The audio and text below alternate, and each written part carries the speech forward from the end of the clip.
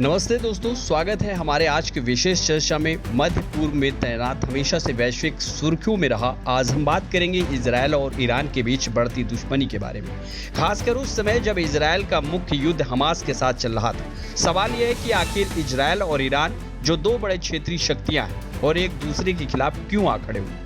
और यह सब तब हुआ जब इजरायल गाजा में हमास के साथ पहले से ही युद्ध लड़ रहा था। तो चलिए इस जटिल मुद्दे को समझने की कोशिश करते हैं तथ्यों और ऐतिहासिक पृष्ठभूमि के साथ। पहले तो ये जानना जरूरी है कि इजरायल और ईरान हमेशा से दुश्मन नहीं थे। 1979 से पहले जब ईरान में इस्लामिक क्रांति नहीं हुई थी, दोनों देशों के बीच अच्छे संबंध थे। उस समय ईरान का पहलवी शासन इजरायल को एक क्षेत्रीय सहयोगी मानता था, खासकर क्योंकि दोनों को अरब राष्ट्रों और सोवियत संघ से खतरा महसूस होता था। ईरान इजरायल को तेल सप्लाई करता था और दोनों देशों के बीच सैन्य और खुफिया सहयोग भी था। ऐतिहासिक पृष्ठभूमि, इजरायल और ईरान के रिश्ते। लेकिन 1979 की इस्लामिक क्रांति ने सब कुछ बदल दिया। आयतुल्लाह खुमैनी के नेतृत्व में ईरान का नया शासन इजरायल को एक अवैध कब्जे वाला देश मानने लगा और फिलिस्तीनियों के समर्थन में खड़ा हो गया। ईरान ने इजरायल को मान्यता देना बंद कर दिया और इसे जायोनी शासन कहकर संबोधित करना शुरू किया। दूसरी तरफ इजरायल ने ईरान को एक बढ़ते खतरे के रूप में देखना शुरू किया, खासकर इसकी परमाणु महत्वाकांक्षाओं और क्षेत्रीय प्रभाव के कारण। हमास और ईरान का क्या है कनेक्शन? अब सवाल यह है कि हमास का इस दुश्मनी में क्या रोल है। हमास, जो गाजा में एक फिलिस्तीनी उग्रवादी समूह है, को ईरान लंबे समय से समर्थन देता रहा है। ईरान हमास को वित्तीय मदद, हथियार और प्रशिक्षण देता है। इजरायल के दृष्टिकोण से हमास सिर्फ एक स्थानीय समूह नहीं, बल्कि ईरान में एक्सिस ऑफ रेजिस्टेंस का हिस्सा है, जिसमें लेबनान का हिजबुल्लाह, यमन के हूती विद्रोही और अन्य समूह शामिल है। इजरायल के प्रधानमंत्री बेंजामिन नेतन्याहू ने ईरान को ऑक्टोपस का सिर कहा है, जिसके ये समूह उसकी भुजाएं हैं।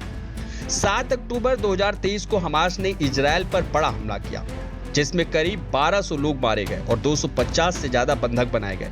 इस हमले को ईरान ने प्रत्यक्ष रूप से आयोजित नहीं किया, लेकिन हमास ने स्वीकार किया कि उसे क्षेत्रीय सहयोगियों ने, खासकर ईरान से समर्थन मिला। इजरायल का मानना है कि ईरान इस हमलों के पीछे एक बड़ा खिलाड़ी है, जिसके कारण उसने ईरान को सीधे निशाना बनाना शुरू किया। परमाणु खतरा और इजरायल की सबसे बड़ी चिंता। इजरायल और ईरान के बीच तनाव का सबसे बड़ा कारण ईरान का परमाणु कार्यक्रम है। इजरायल लंबे समय से मानता है कि अगर ईरान परमाणु हथियार बना लेता है तो यह उसके लिए वजूद का खतरा होगा। 12 जून 2025 को अंतर्राष्ट्रीय परमाणु ऊर्जा एजेंसी यानी कि IAEA ने एक रिपोर्ट जारी की, जिसमें कहा गया कि ईरान ने 2000 के दशक की शुरुआती परमाणु हथियारों से संबंधित गतिविधियां की थी। इस रिपोर्ट ने इजरायल को यह विश्वास दिलाया कि ईरान का परमाणु कार्यक्रम अभी भी खतरा है, भले ही ईरान दावा करता हो कि उसका कार्यक्रम शांतिपूर्ण है।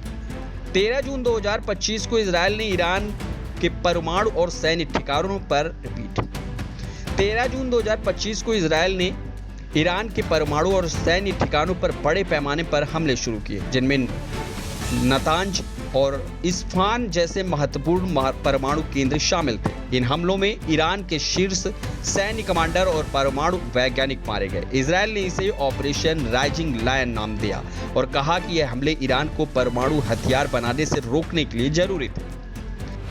हमास के साथ युद्ध के बीच ईरान पर हमला किया। अब बड़ा सवाल यह है कि जब इजरायल पहले से ही गाजा में हमास के साथ युद्ध लड़ रहा है, तो उसने ईरान पर सीधे हमले क्यों किए? इसके कई कारण हैं। पहला, रणनीतिक अवसर। 2023 के बाद से इजरायल ने हमास और हिजबुल्लाह जैसे ईरान समर्थित समूहों को काफी कमजोर कर दिया था। हमास के शीर्ष नेता याहवा सिनवार और इस्माइल हनिया मारे गए और हिजबुल्लाह का नेतृत्व भी खत्म हो गया। इजरायल को लगा कि ईरान क्षेत्रीय प्रभाव को और कम करने का यही सही समय है।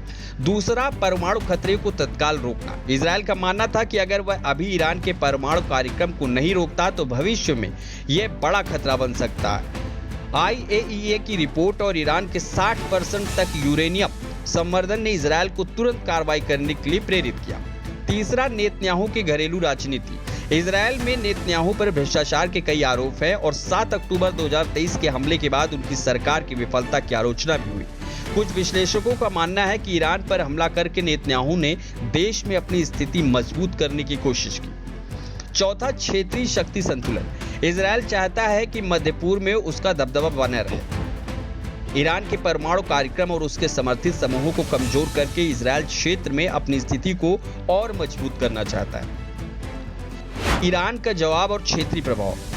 अब ईरान ने इजरायल के हमलों का जवाब दिया और 13 जून 2025 से शुरू हुए संघर्ष में सैकड़ों बैलिस्टिक मिसाइलें और ड्रोन इजरायल पर दागे गए। ईरान के supreme leader Ayatollah Ali Khamenei ने इजरायल को कड़ी सजा देने की धमकी दी और इसे युद्ध की घोषणा करार दिया। ईरान ने यह भी कहा कि वह अमेरिका को इसके लिए जिम्मेदार मानता है क्योंकि इजरायल को अमेरिका का समर्थन प्राप्त है।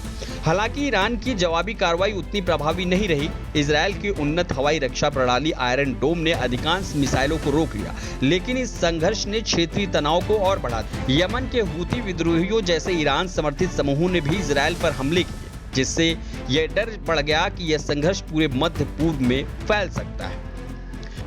वैश्विक प्रभाव और भविष्य। इस युद्ध का असर सिर्फ इजरायल और ईरान तक सीमित नहीं। अमेरिका, जो इजरायल का सबसे बड़ा समर्थक है, उसने कहा कि वह इस हमले में शामिल नहीं था, लेकिन उसने इजरायल की रक्षा में मदद की। राष्ट्रपति डोनाल्ड ट्रंप ने दोनों देशों से शांति की अपील की, लेकिन साथ ही ईरान को चेतावनी भी दी कि अगर उसने अमेरिकी हितों पर हमला किया तो गंभीर परिणाम होंगे। दूसरी ओर ईरान ने कहा कि वह युद्ध नहीं चाहता, लेकिन अगर इजरायल ने हमले बंद नहीं किए तो वह जवाब देता रहेगा। यह स्थिति नाजुक है क्योंकि दोनों देशों के बीच सीधा युद्ध क्षेत्रीय और वैश्विक स्थिरता को प्रभावित कर सकता है। तेल की आपूर्ति, वैश्विक व्यापार और अन्य देशों की सुरक्षा पर भी इसका असर पड़ सकता है, खासकर अगर ईरान होर्मुज जलडमरू मध्य को बंद करने की धमकी देता है। अब इसका निष्कर्ष क्या होगा? तो इजरायल और ईरान के बीच यह दुश्मनी कई कारणों से शुरू हुई। ऐतिहासिक वैचारिक मतभेद, ईरान का हमास और अन्य समूहों को समर्थन, परमाणु कार्यक्रम को लेकर डर और क्षेत्रीय शक्ति की होड़। हमास के साथ युद्ध में इजरायल को यह मौका दिया कि वह ईरान के प्रभाव को कम करे, खासकर जब उसके समर्थित समूह पहले से ही कमजोर हो चुके थे। लेकिन इसने एक नया और खतरनाक मोड़ ले लिया है, जिसके परिणाम अभी अनिश्चित हैं। दोस्तों, यह थी इजरायल और ईरान के बीच दुश्मनी की कहानी। क्या यह युद्ध खत्म होगा या मध्य पूर्व में एक बड़े संघर्ष की शुरुआत है? हमें आपके विचार जानने की उत्सुकता है। हमें लिखें और अगली बार फिर मिलेंगे एक नए विषय के साथ। नमस्ते।